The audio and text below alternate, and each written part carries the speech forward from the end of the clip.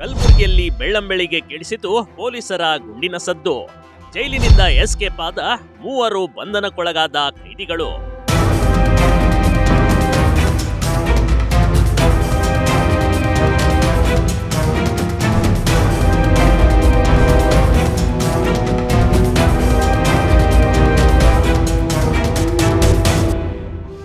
ಶಿಕ್ಷೆಗೆ ಒಳಗಾದ 3 ಕೈದಿಗಳು ಬೆಳ್ಳಂಬೆಳಗ್ಗೆ ಪರಾರಿಯಾಗಿದ್ದಾರೆ. ಪರಾರಿಯಾದ ಕೈದಿಗಳ ಮೇಲೆ ಪೊಲೀಸರು ಗುಂಡು ಹಾರಿಸಿರುವ ಘಟನೆ ಕಲಬುರಗಿಯಲ್ಲಿ ನಡೆದೋಗ್ಬಿಟ್ಟಿದೆ.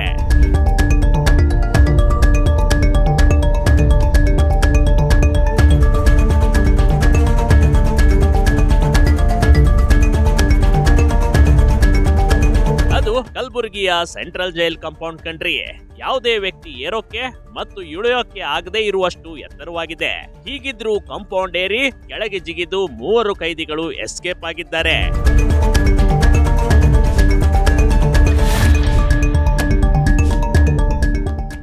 ಕೈದಿಗಳು ಎಸ್ಕೇಪ್ ಆಗ್ತಿರುವ ಎಕ್ಸ್ಕ್ಲೂಸಿವ್ ವಿಡಿಯೋ ಲಭ್ಯ.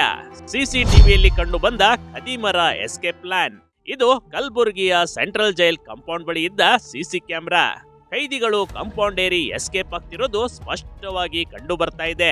ಇಷ್ಟೊಂದು ಪೊಲೀಸ್ ಭದ್ರತೆ, ಸುತ್ತಲೂ ಹದ್ದಿನ ಕಣ್ಣು ಇಟ್ಟಿರ್ಬೇಕಾದ್ರೆ ಕೈದಿಗಳು ಸೆಲ್ನಿಂದ ಆಚೆ ಬಂದು ಯಾರ ಕಣ್ಣಿಗೂ ಕಾಣದಂತೆ ಗೋಡೆ ಏರಿ ಗೋಡೆ ಕೆಳಗೆ ಜಿಗಿಯೋದು ಸಾಮಾನ್ಯ ವಿಷಯ ಅಲ್ವೇ ಅಲ್ಲ ನೋಡಿ. ಆದ್ರೂ ಪೊಲೀಸಿನ ಮೂಗಿನ ಕೆಳಗೆ ಈ ರೀತಿ ಘಟನೆ ನಡೆದೋಗ್ಬಿಟ್ಟಿದೆ.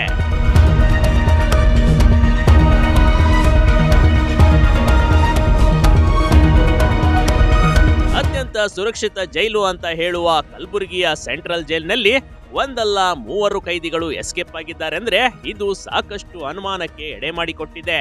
ಅದರಲ್ಲೂ ಜೈಲಿನ ಕೈದಿಗಳು ಬಿಂದಾಸ್ ಆಗಿ ಜೈಲಿನ ಕಾಂಪೌಂಡ್ ಜಿಗಿದು ಪರಾರಿಯಾಗಿದ್ದಾರೆ.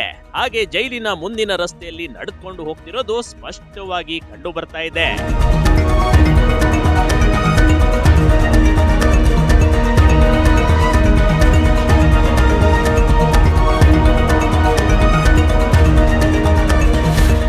ಲಾಡ್ಜ್ ಮುಂದಿನ ರಸ್ತೆಯಲ್ಲಿ ಕೈದಿಗಳು ಬಿಂದಾಸ್ ನಡಿಗೆ. ಪೊಲೀಸ್ ವಾಹನ ಸದ್ದು ಕೇಳಿ ಗದ್ದೆ ಮಾರ್ಗ ಹಿಡಿದ ಕೈದಿಗಳು. ಜೈಲಿನಿಂದ ಪರಾರಿಯಾಗಿ ಬಂದ ಕೈದಿಗಳು ಮೊದಲು ಮುಖ್ಯ ರಸ್ತೆಯಲ್ಲೇ ನಡೆದುಕೊಂಡು ಹೋಗ್ತಾ ಇದ್ರು. ಆನಂತರ ಪೊಲೀಸರ ವಾಹನದ ಸದ್ದು ಕೇಳಿ ಗದ್ದೆಯ ಶಾರ್ಟ್ ಕಟ್ ರಸ್ತೆ ಬಳಸಿ ಪರಾರಿಯಾಗಿದ್ದಾರೆ ನೋಡಿ. ಹೀಗೆ 3 ಕೈದಿಗಳ ಪೈಕಿ ಓರ್ವ ಕೈದಿ ಪೊಲೀಸರ ಕೈಗೆ ಸಿಕ್ಕಾಕೊಂಡಿದ್ದಾನೆ.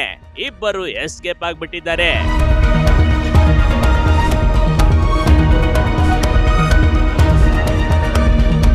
ಇನ್ನು 3 ಕೈದಿಗಳನ್ನ ಮರುಬಂಧಿಸಲು ಹಾಗೂ ಹುಡುಕಾಟಕ್ಕೆ 3 ಜಿಲ್ಲೆಗಳ ಪೊಲೀಸರ ತಂಡ ರಚನೆ ಮಾಡಲಾಗಿದೆ.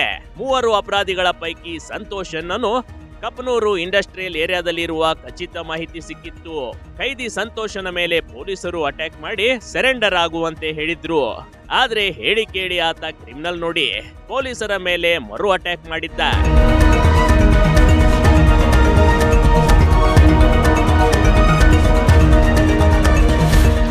ಪೊಲೀಸರ ಮೇಲೆ ನಡೆದ ಅಟ್ಯಾಕ್, ಆತ್ಮರಕ್ಷಣೆಗೆ ಕೈದಿಯ ಮೇಲೆ ಫೈರಿಂಗ್. 2 ಕಾನ್ಸ್ಟೇಬಲ್ಗಳ ಮೇಲೆ ಕೈದಿ ಸಂತೋಷ್ ಹಲ್ಲೆ ಮಾಡಿದ್ದಾನೆ. ಮೊದಲು ಆತ್ಮರಕ್ಷಣೆಗಾಗಿ ಗಾಳಿಯಲ್ಲಿ ಪೊಲೀಸರು ಗುಂಡು ಹಾರಿಸಿದ್ದಾರೆ. ಆದ್ರೆ ಪರಾರಿಯಾಗಲು ಯತ್ನಿಸಿದ ಕೈದಿಯ ಬಲಗಾಲಕ್ಕೆ ಗುಂಡು ಹಾರಿಸಿ ಕೈದಿಯನ್ನ ಬಂಧಿಸಲಾಗಿದೆ.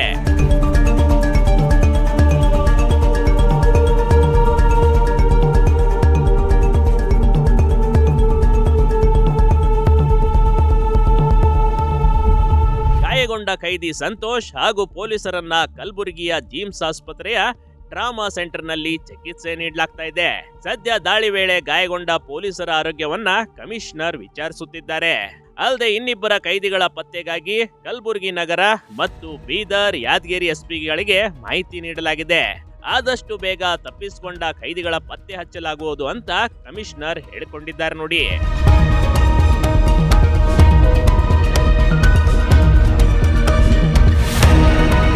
ಆದ್ರೆ ಎಲ್ಲಾ ಘಟನೆಗಳು ನೋಡಿದಾಗ ಸಾಕಷ್ಟು ಅನುಮಾನ ಕಾಡೋದಕ್ಕೆ ಶುರುವಾಗಿದೆ.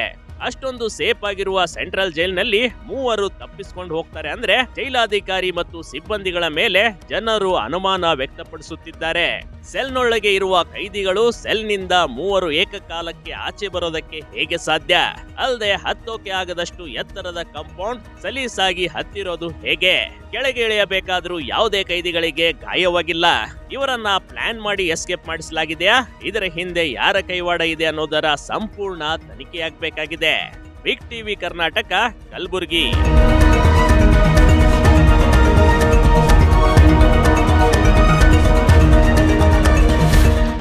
ಬಿಗ್ ಟಿವಿ ಕರ್ನಾಟಕ ಯೂಟ್ಯೂಬ್ ಚಾನೆಲ್ಗೆ ಈಗಲೇ ಸಬ್ಸ್ಕ್ರೈಬ್ ಮಾಡಿ. ಧನ್ಯವಾದಗಳು.